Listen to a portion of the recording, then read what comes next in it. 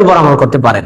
আমি ধরে নিলাম হাদিসটা সহিহ, কিন্তু সহিহ হাদিসে যা বলা হয়েছে বাঙালি এর ধারে কাছেও করে না, বাঙালি এর ধারে কাছেও করে না। শোনেন সহিহ হাদিস। عن ابي موسى الاشعري رضي الله تعالى عنه انه قال ابو موسى الاشعري رضي الله عنه বলেন রাসূল সাল্লাল্লাহু আলাইহি ওয়াসাল্লাম বলেছেন ইন্নাল্লাহা লা ইয়াত্তালিউ ফি লাইলাতিন নিসফি মিন শাবান, শাবান মাসের 14তম দিনের বেলায় সূর্য অস্ত যাওয়ার পর 15তম রাত যখন আসে তখন আল্লাহ তাআলা সৃষ্টির দিকে মনোযোগ দেন, বান্দার দিকে মনোযোগ দেন। বলেন সুবহানাল্লাহ। আমরা কি আল্লাহর সৃষ্টি না? আল্লাহ আমাদের দিকে মনোযোগ দেন, স্পেশাল মনোযোগ। এমনিতে সব সময় আল্লাহ আমাদের খোঁজ খবর রাখেন, এইটা হলো স্পেশাল রহমতের মনোযোগ। মনোযোগ দিয়ে কি করেন? এরপরে আল্লাহ রাব্বুল আলামিন ফায়াগফিরু লিজামিই খালকিহি, জিনদের মধ্যে ইনসানদের মধ্যে সব জিনদেরকে আল্লাহ ক্ষমা করেন, সব ইনসানদেরকে আল্লাহ ক্ষমা করে দেন। জান, আজকে তোমাদের পাপ ক্ষমা করে দিলাম, সুবহানাল্লাহ। কিন্তু দুইজন ব্যক্তি ক্ষমা পাবা না, এদের জন্য ক্ষমা স্থগিত। দুইজন ব্যক্তি ক্ষমা পাবা না, তাদের ক্ষমা স্থগিত। ক্ষমা পেতে গেলে এই দুইটা পাপ ছাড়তে হবে, ছাড়লে বাবা, নাইলে বাবা না। পাপ দুইটা কি?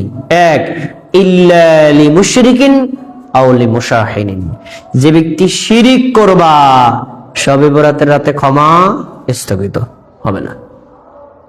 দুই, যে ব্যক্তি হিংসা বিদ্বেষে লিপ্ত, মুসলমানের সাথে শত্রুতা করো, হিংসা বিদ্বেষে লিপ্ত, আর এক মুসলমানের সমালোচনা করো, গীবত পরনিন্দা করো, অপর মুসলমানের সাথে সবসময় খোঁচাখুচি আড়াআড়ি করে বাজাই রাখো, এইরকম যারা করো এই রাতে তাদের ক্ষমা স্থগিত, ক্ষমা হবে না।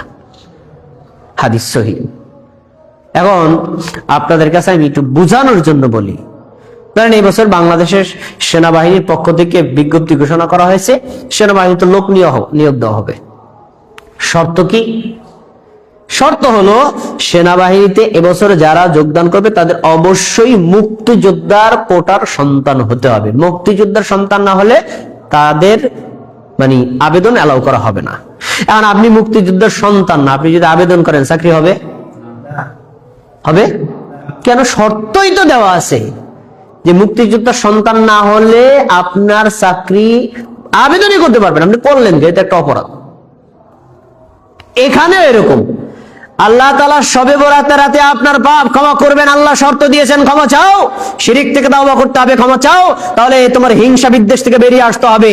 এখন এই রাতে আমরা শিরিক থেকে মুক্ত হব, দূরের কথা শিরিক আরো বেশি করি। কেমনে বেশি? গ্রামে তো অনুভব করেন না, আপনি একটা বছরে শবে বরাত ঢাকা শহরে কাটাইন, তা দেখতে পারবেন না শিরিক কেমনে চলে।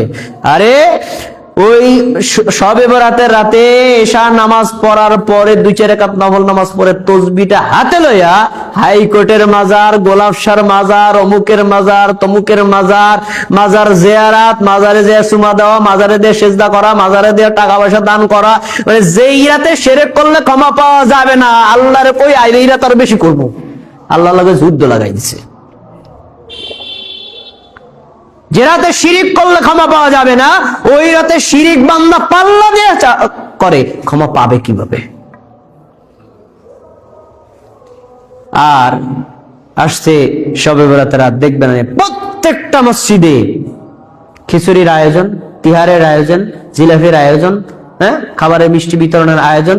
তো বহু জায়গায় এরকম রেকর্ড পাওয়া গেছে, মিষ্টি বিতরণ করতে গিয়ে বিতরণকারী একটু পক্ষপাতমূলক আচরণ করছে, অমুকরে দিলে আমাকে দিলে না কা, অমুকরে ডাবল দিলে আমাকে সিঙ্গেল দিলি কা, এলে মারামারি পিটাপিটি বাসন ভাঙ্গাভাঙ্গি হয়েছে নাকি হয় নাই? তো যেই রাতে হিংসা বিদ্বেষ করলে, শত্রুতা বললে ক্ষমা পাওয়া যাবে না, আরে বান্দা ওই রাতে আরো বেশি করে, ক্ষমা পাবে কিভাবে? এই হলো আমাদের অবস্থা। আমাদের হালত এরকম, একেবারে শয়তান উল্টাই দিছে। রাসূল সাল্লাল্লাহু আলাইহি ওয়াসাল্লাম বলছেন একজন নারী তার টাকনু ঢেকে তারপরে বাইরে বের হবে, আর একজন পুরুষ অবশ্যই টাকনু খোলা রাখবে। আপনি শরীয়তপুর জেলা মার্কেটে যান, প্রত্যেকটা পুরুষকে চেক করবেন, 100 জনের মধ্যে 99 জন প্যান্ট টাকনুর নিচে না উপরে, আর নারীদেরকে চেক করেন 100 জনের মধ্যে 90 জনের টাকনু খোলা। উল্টা দিকে দৌড়াই আমরা। যেই রাতে এটা করলে ক্ষমা পাওয়া যাবে না, ওই রাতে আমরা এটা আরো বেশি করি। আরেকটু ভালো করে বোঝেন ভাইরা আমার, হাদিসে শবে বরাতে ক্ষমা পাওয়ার জন্য 2টা পাপ ছাড়তে বলা হয়েছে, কোনো আমল করতে বলা হয়নি। 2টা পাপ ছাড়তে বলা হয়েছে, কোন আমল করতে বলা হয় নাই। আগত শবে বরাতের রাতে যদি কোনো বান্দা বান্দি ক্ষমা পেতে চায়, তাহলে সে যদি শিরিক কখনো করে, আল্লাহর কাছে তওবা করে শিরিক থেকে ফিরে আসে, সে যদি পরস্পর মুসলমানের সাথে হিংসা বিদ্বেষ আর শত্রুতায় লিপ্ত হয়ে থাকে, এগুলো থেকে সে যদি বেরিয়ে আসে, সারা জীবনও যদি সে শবে বরাত পালন না করে, আল্লাহ তাকে অটোমেটিক ক্ষমা করে দিবেন। আর যদি তার ভিতরে হিংসা বিদ্বেষ থাকে, শত্রুতা থাকে, কবর মাজারে যাওয়ার অভ্যাস থাকে, পিশাবকে সিজদা দেওয়ার অভ্যাস থাকে, ল্যাংটা পীরের কাছে গিয়ে বরকত নেওয়ার অভ্যাস থাকে, এই রাতে যদি সারা রাত সিজদায় পড়ে থাকে, ক্ষমা থেকে সে নিস্তার পাবে না। এজন্য আগত শবে বরাত উপলক্ষে আমাদের 2 দফা কর্মসূচি। বলেন সবাই, কয় দফা কর্মসূচি? 1, আমরা কখনো শিরিক করব না, যদি করে থাকি তাহলে তাওবা করে ফিরে আসবো, 1 দফা কর্মসূচি। 2 নম্বর, আগত শবে বরাত উপলক্ষে আমরা কোন মুসলমানের সাথে হিংসা বিদ্বেষ শত্রুতায় লিপ্ত হব না। কারোর সাথে আমাদের কোনো ঝগড়া নাই, সব মুসলমানদেরকে আমি ভালোবাসি, শ্রদ্ধা করি, সম্মান করি। সে যদি আমাকে শত্রুতা করে করুক, কোন সমস্যা, তার সাথে আমার কোনো শত্রুতা নাই।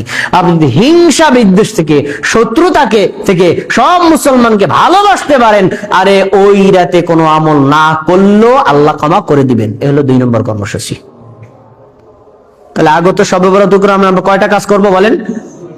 1, শিরিক করে থাকলে তাওবা করব। 2, আমরা কখনো হিংসা বিদ্বেষে লিপ্ত হব না, ব্যাস ক্ষমা পেয়ে যাবেন।